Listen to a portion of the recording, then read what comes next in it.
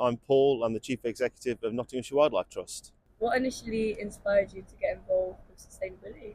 It's when I was really little and I remember seeing videos of like tropical rainforests being felled and it just looked so devastating, and I was really upset thinking about all the wildlife, thinking about this absolute destruction, and it just really fired something in me that I just thought this is just isn't right what we're doing to the world. And then there was also quite a lot in the news about the ozone layer, and human beings have created a big hole in this really important blanket of gas that protects us from the sun's most damaging rays. So all that was happening. I just thought this is just wrong and I want to do something about it. How long have you been working for the Nottinghamshire Wildlife Trust? I've been with Nottinghamshire Wildlife Trust since January 2019, but before that I worked for the UK office of the Wildlife Trust. So I was the head of policy for the UK, looking at everything to do with climate and forests and nature overall. And before that I worked in the east of England for the Wildlife Trusts. Before that for local government, and before that for an environmental charity over in Norfolk. So I've spent my whole career in one way or another trying to do my bit for nature and the environment. What would you say has been your proudest moment since being involved with sustainability or the Wildlife Trust?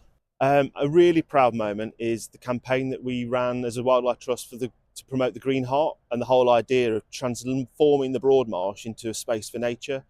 So that was off the back of COVID. We put out some amazing visuals working with a company called Influence, who did some fantastic pictures of what a green space in the heart of the city could look like.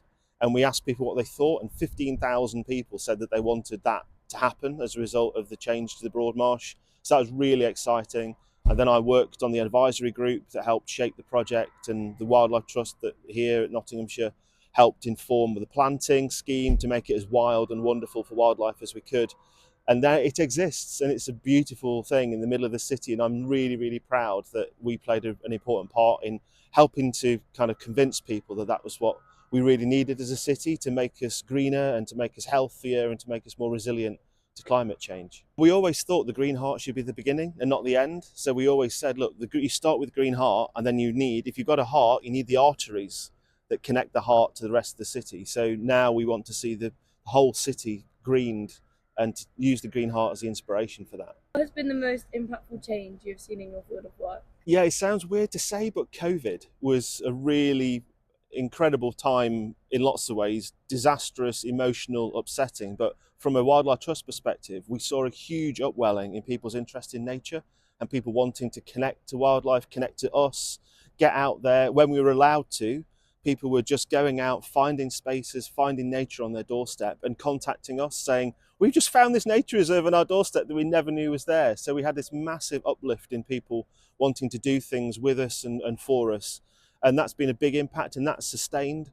Obviously, we've got back to some kind of normality now, but I think that time people were thinking about what was important in their lives and what was actually meaningful, and whether that was family, whether it was about connections to nature, whether it was about just taking time out for your mental health and not just being on this constant kind of work. And nature played such an important part in people's lives, in their mental health and well-being, just finding some solace and finding some kind of peace in that really weird and kind of peculiar time that was COVID. So it was really impactful in terms of the campaign then for the Broadmarsh and the Green Heart, because came off the back of that. But it was also really impactful. I think it just shifted people's perceptions about nature and the importance that it played in their lives.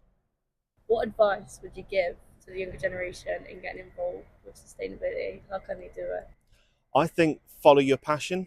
So if you're into it, whichever area of sustainability, it's a really broad subject. Whether you're interested in water and water quality and the condition of our rivers, whether you're interested in climate and the effects of climate on people's health and well-being, or on how we live in society, or whether you come at it from a wildlife angle and you're interested in birds and bees and butterflies, all of it, just follow your passion and really just kind of home in and think about what difference you can make.